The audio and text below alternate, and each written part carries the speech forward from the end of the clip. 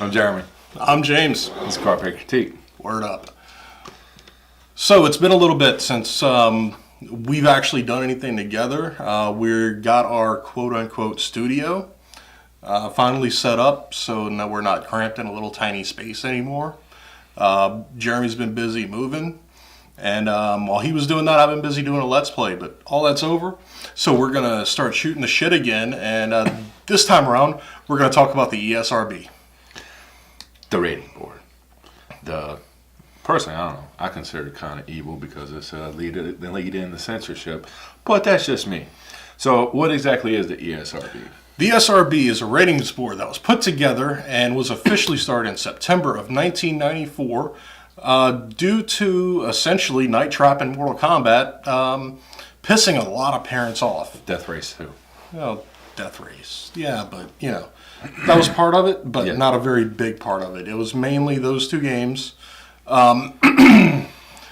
Essentially, Bill White from Sega and Howard Lincoln from Nintendo went before Congress, and they threw shit back and forth at each other. Bill White was saying that video games aren't all necessarily for kids, whereas Howard Lincoln was pretty much saying, bullshit, video games are for kids, and we can't sell this crap to kids.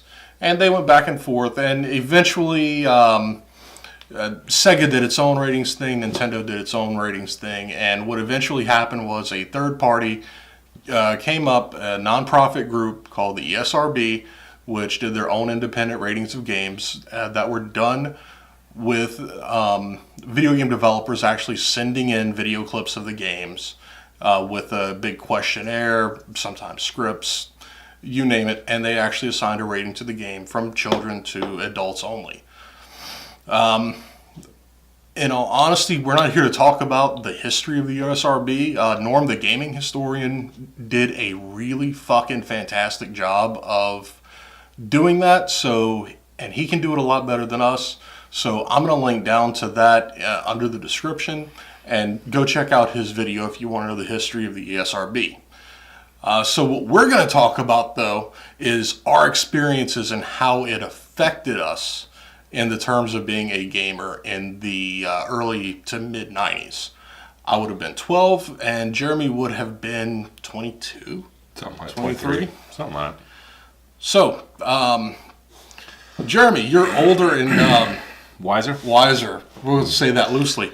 Prettier. And how did that affect you? Well, I mean, anytime you have when I grew up with the PMRC and things like that. You know, the ratings board for the movies had already been established, and everybody had been used to it. The Comics Code Authority, which that's what I was looking up, so that's why I was looking down a little bit earlier, because I wanted to talk about that. But anyway, the Comics Code had already been around, and by that point had already been busted. So Stanley had busted the Comics Code, and I want to get into that in a sec. PMRC came around and tried to mess with the record industry and put ratings on everything. Anytime from what I can remember, anytime you put a rating on anything, anytime you make it taboo, and when you make it taboo, you make people want to play it more than they would have wanted to normally. So I remember when Mortal Kombat and all the uproar about it came about. And all it did for me was make me want to go to the heavy metal bar we used to hang out at and play Mortal Kombat more. That's pretty much it. Because it just tabooed the game, and it tabooed the idea of it. The ESRB or any code like that you put in, they very rarely, in my opinion, do what they want to do what they're stated to do. Robert Wortham was the one, and this is germane because of what you said earlier. Robert Wortham was the man who wrote Death of Innocence, which was the reason why the Comics Code was established. Comics were polluting the minds of children and making them perverts and stupider.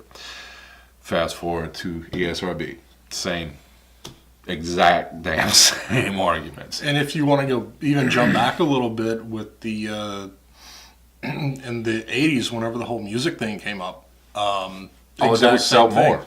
It sold more. Anything that had an explicit content sticker immediately went to top charts. The only thing you couldn't do was you couldn't sell at Walmart, because Walmart as a company decided they weren't going to sell any explicit material. But all it did was it made it, like I said, it made it taboo. It made it to where people wanted to have that, especially the people that they were saying what they were trying to protect.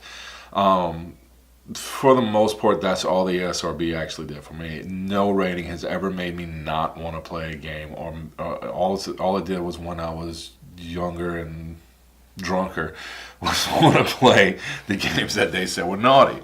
And I still like naughty games. I like games that are generated to adults, because, like any form of media, any form of artistic expression, it's for children. It's for adults. It is for who the publisher and who the audience that finds it is. You can't. Oregon Trail ostensibly was an education game aimed at school kids. I don't know how long we played that damn game when we were in our teens and 20s, drinking and goofing off just to make a drinking game out of Oregon Trail. You died of dysentery with 2 shots.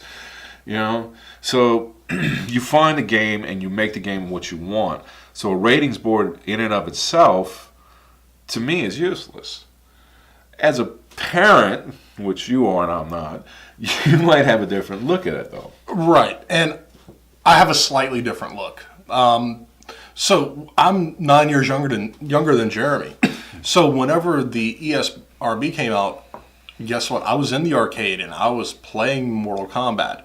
I had played PC games that I should not have played at 12 years old. I had already played through the entire collection of Leisure Suit Larry.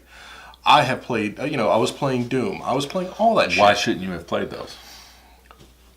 I was actually thinking about this the other day and replaying through the Leisure Suit Larry series just to see how honestly terrible it was, because thinking back, at least what I can remember. Yeah, it was pure. It was horrible graphics. It was dick fart jokes, and very little of it was truly salacious. But right, but thinking as a parent now,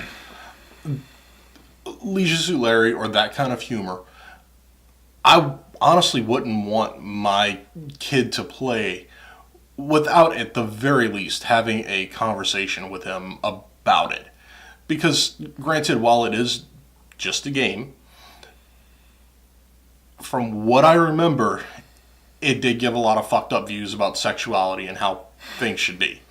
And honestly, a 12-year-old, if that's what you start off with, knowing about sexuality, sex, relationships, and that sort of thing, it's going to throw you for a little bit of a loop whenever you hit the real world. I disagree. Anytime you play something like that, you could have gone as a child at that age. You could have gone to the library and gotten the young lady Charlie's Lover or whatever as a book. You could have exposed yourself to any type of thing you wanted to that's not mandated or even voluntarily put into a ratings or a thing like that. You could have read everything but porno magazines and had a more in-depth thing. It doesn't do anything. Now, as a parent, it would, to me, make more sense that you say, let's look at what the kid's buying. Now, granted, the times now are a little bit different from the times then. With Steam and stuff like that, you're not necessarily going to know that your kid's buying Japanese porn manga on Steam. But if you, as a parent, are watching what's going on and are approving the purchases, that's what I think is more effective. Now, this is the effect of the ESRB is it gives lazy people the immediate, oh, that's good, oh, that's bad. It doesn't mean anything, though. Absolutely. My son is 7 years old. While I don't necessarily want him to play games that are heavy in violence with human on human, because that I can tell that he's not really comfortable with that, he can sit down and watch me play the new Doom and be perfectly fine with it. And I don't mind that because it's a human defeating or fighting a fictional character, a demon. Demons don't exist. So, Some people would argue that with you, but go ahead. well, I'm not going to go there. For the sake of the video, demons do not actually exist. So it's human fighting a fictional character. There are no bad words. It's a lot of violence against something that isn't real. But whenever you take that and you apply it to something human on human, depending on the circumstance and how it's portrayed, I really don't think that's meant for young children. But that's not what we're here to talk about. I mean, but it is. The ESRB is a rating board that gives ratings to say that a game is appropriate for this. But what gives them that authority, that power? The effect that it had on me, like I said, was nothing. It didn't do a damn thing overall, to me. no, it didn't do a damn thing for me either. To me, you brought up Doom. What's the difference between Doom and Duke Nukem? Doom and Duke Nukem, toilet humor. Exactly. So, And violence. actual 3D, but Talking content. You're going on, you're looking at stuff like that. And, yeah, you could tip strippers and have them flash titties and Duke Nukem. Why is that so much worse than putting a shotgun to the head of a demon and blowing its head off? Why is that so much better than playing hatred and running and slashing people with a knife? Here's the difference. It's all pixels. Then it was all pixels.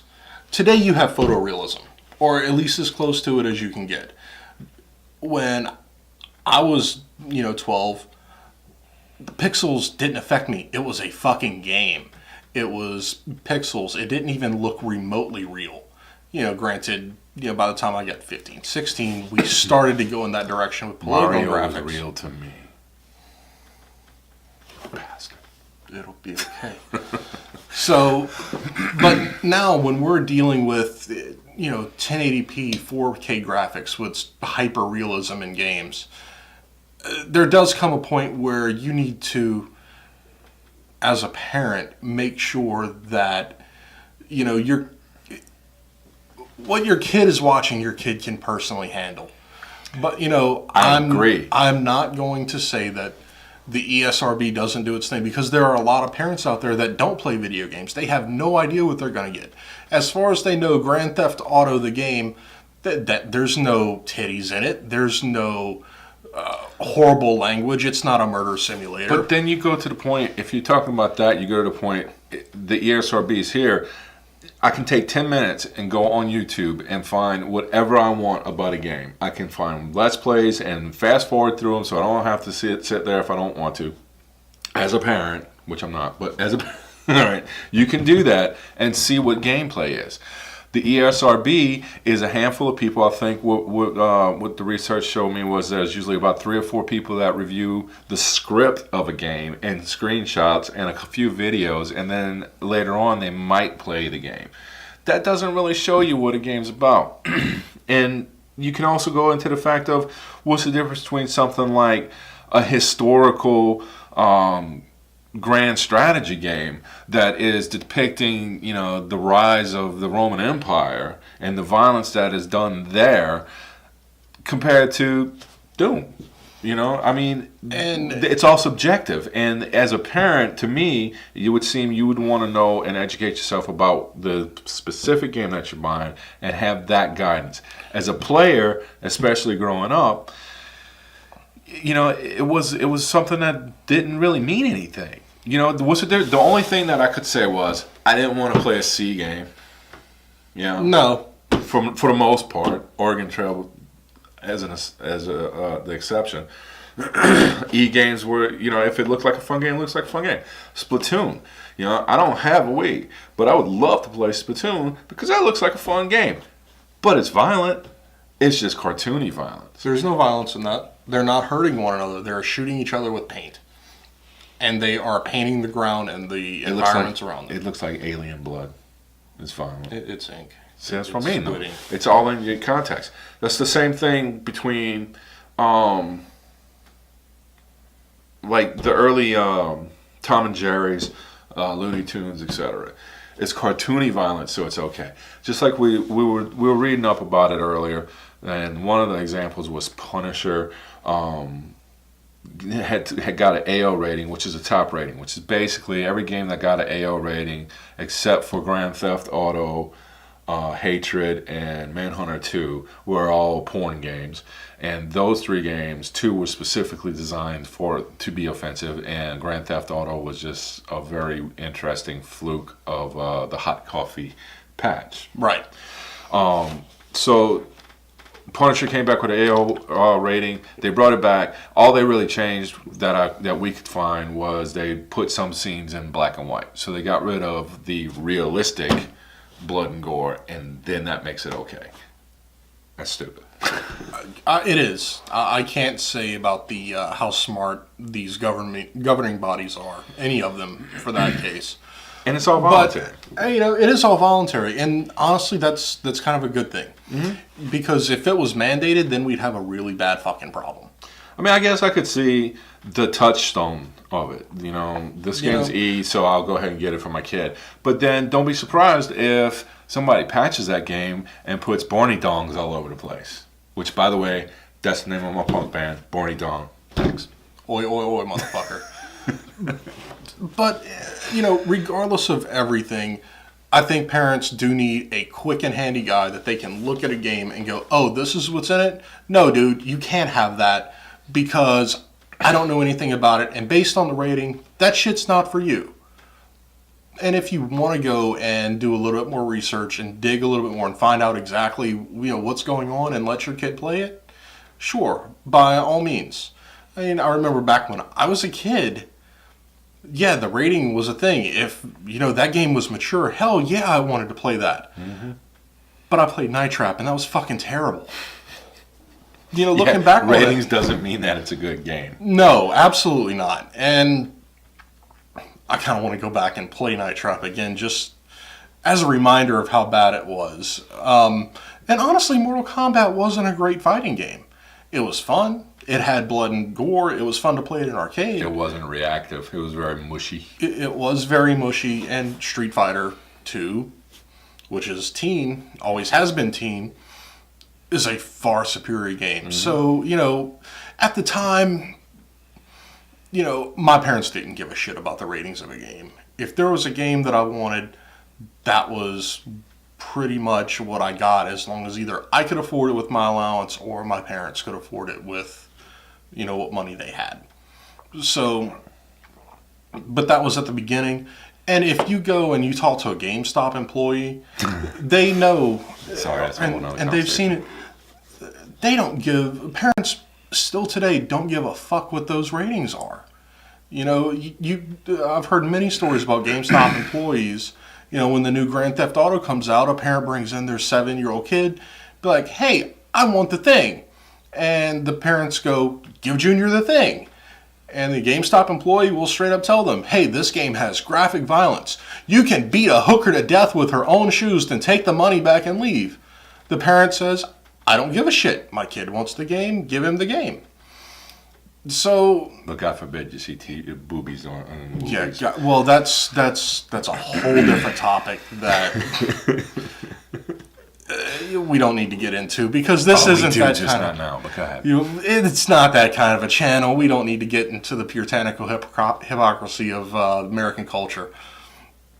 But that's another topic for another day. But yeah, I guess what it boils down to is, to me, ESRB had very little effect on what I wanted to do or how I approach gaming.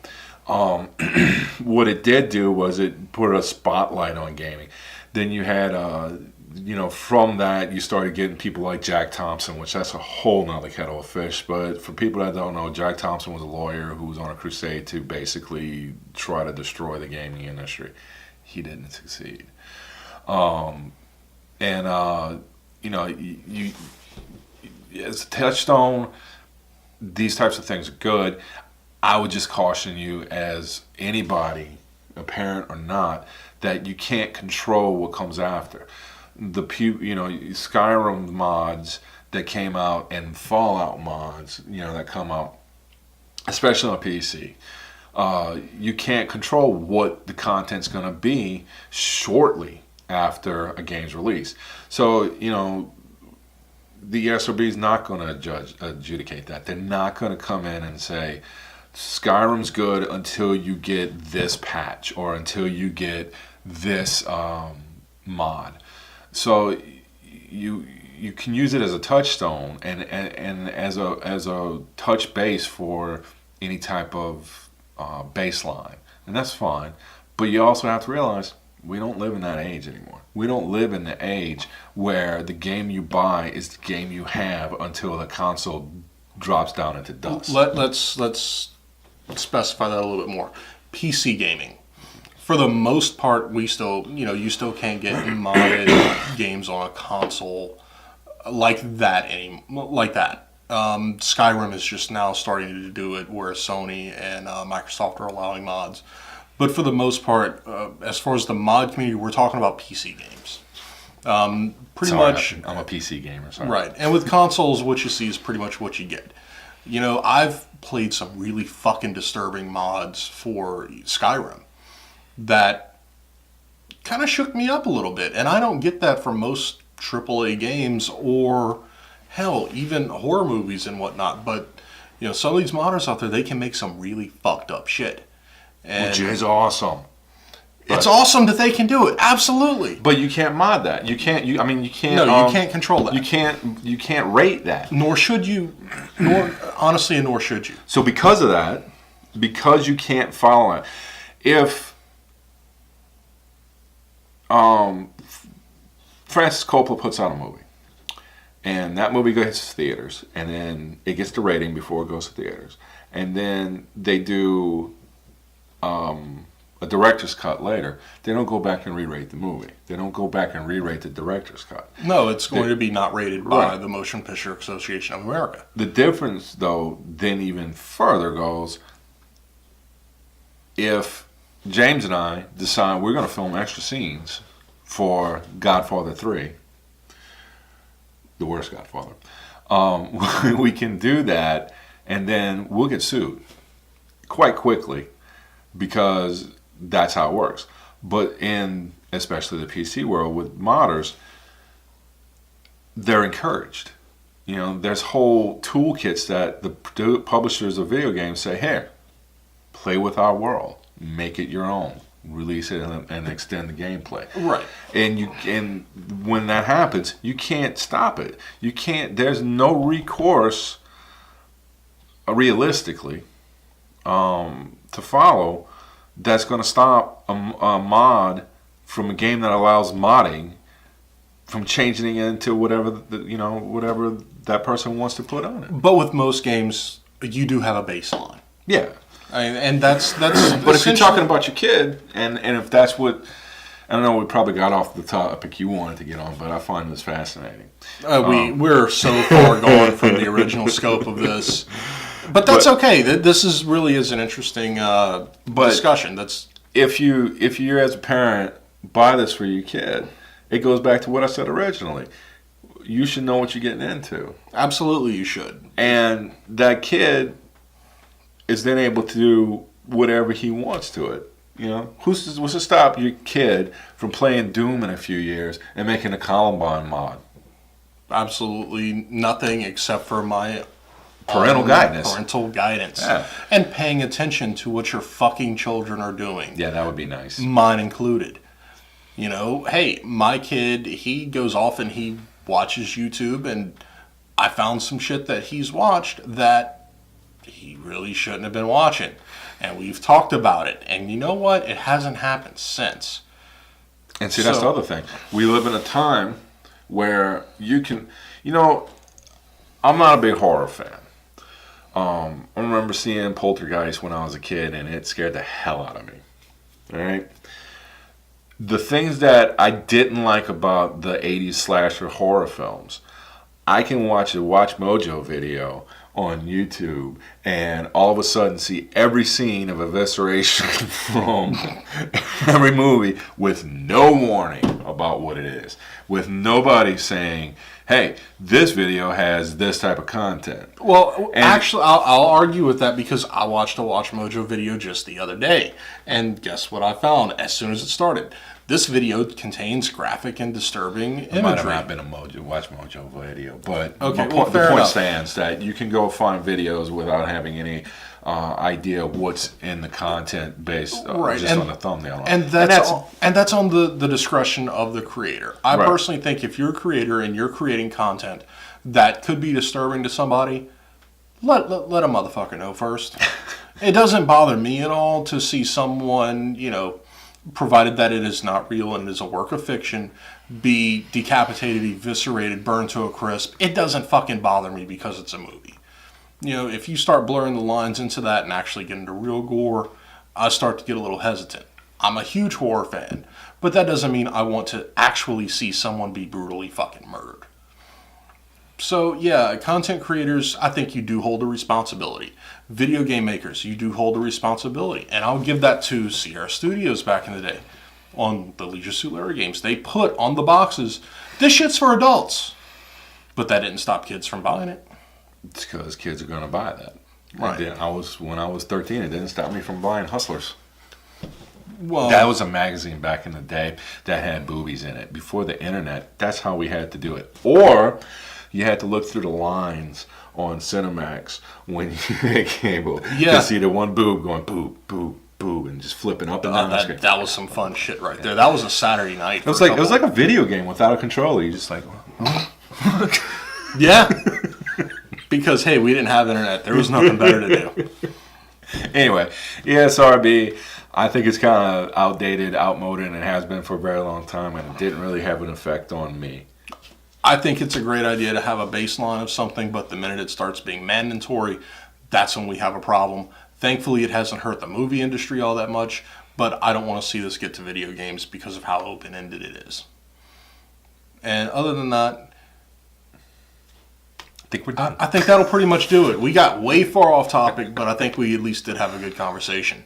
So, all right, that's it for this episode of Carpe Critique. Thanks for watching. We really appreciate it.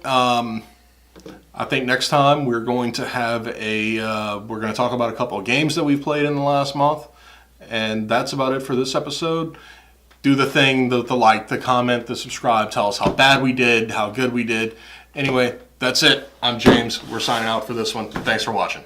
I'm Jeremy. Later. Later.